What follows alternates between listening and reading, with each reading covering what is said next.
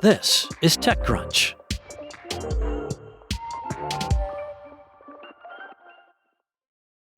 It's kind of hard to imagine a home appliance more forgotten, yet more consequential than your water heater.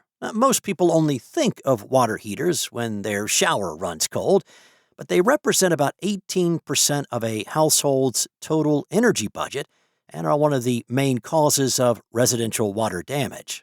To Luke Winston Elmanzar, water heaters are in clear need of an upgrade. He said, the typical water heater is devoid of intelligence. It's using a god-awful amount of energy, and, my air fryer is smarter than it. I was using more energy to heat my water than it takes to drive my electric car. So Winston Elmanzar, who was previously chief business officer at 3D printing startup Formlabs, co-founded Reservoir along with Gabriel Parisi Amon and Jake Felser to make a water heater that they would want to buy.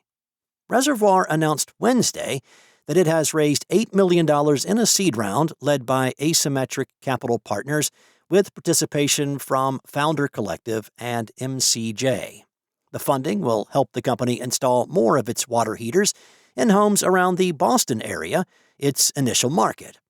Reservoir has installed about 100 devices to date, and Winston Elmanzar said his company hopes to have around 1,000 installed by the end of next year.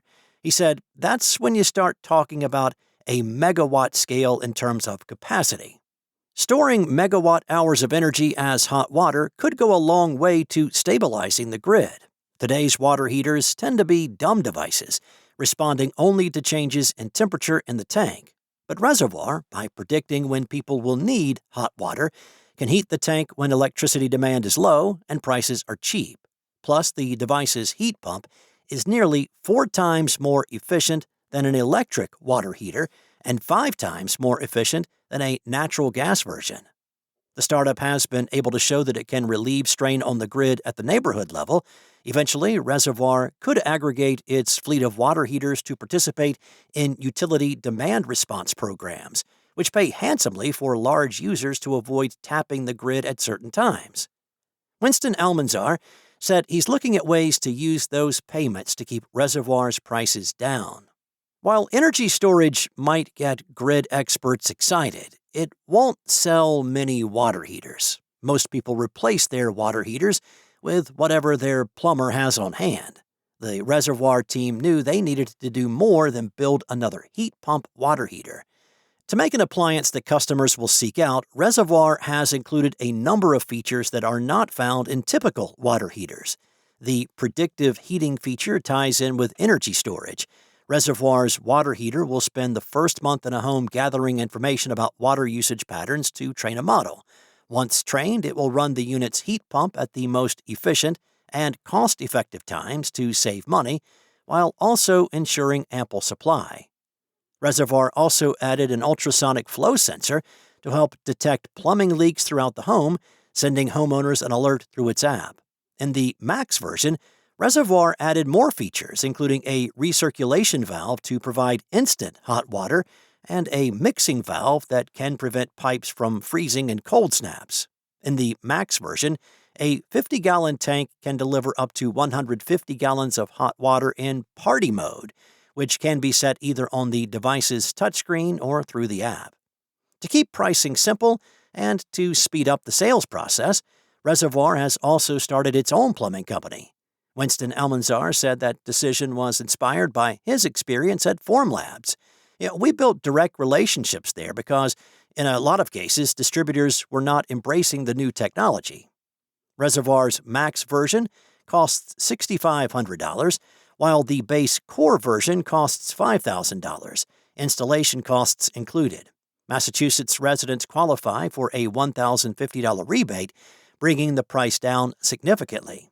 At $3,950, the core model is competitive with or cheaper than existing heat pump water heaters.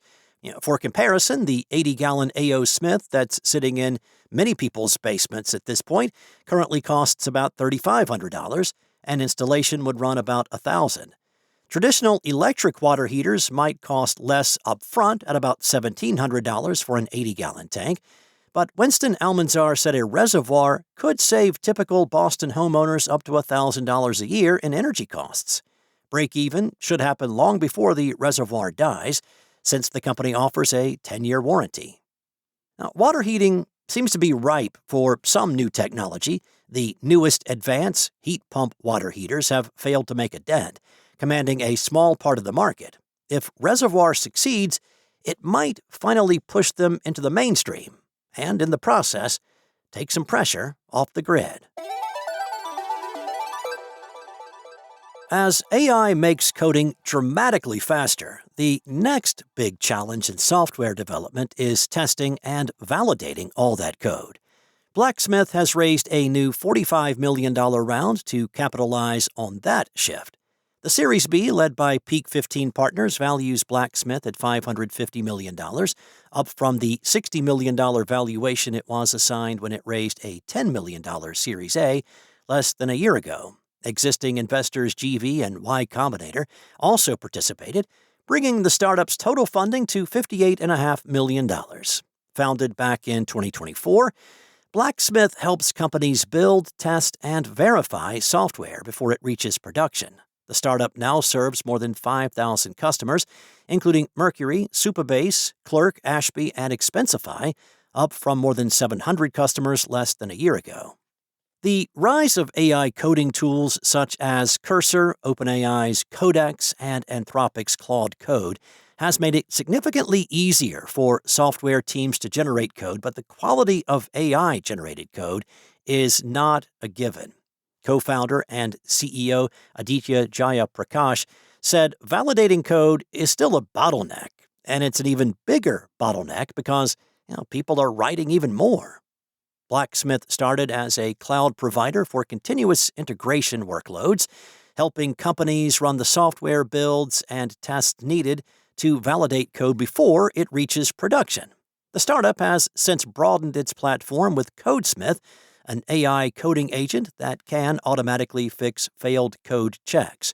Jayaprakash said Blacksmith reached a $10 million annualized revenue run rate with just 10 employees and has since grown its workforce to about 30 and grown revenue to tens of millions of dollars. He declined to provide a specific updated ARR figure, though he did say some of its largest customers now spend more than $1 million a year on the platform.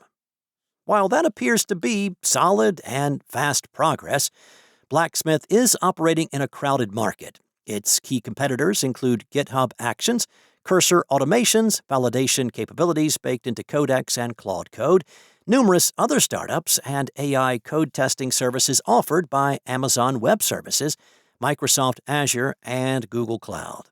Jayaprakash said his startup is competing on the speed of testing code as well as affordability. Looking ahead, Jayaprakash said that Blacksmith plans to expand into a broader suite of coding tools, aiming to help developers write, validate, and merge software faster. That's all for now. For the latest in tech startups, go to TechCrunch.com.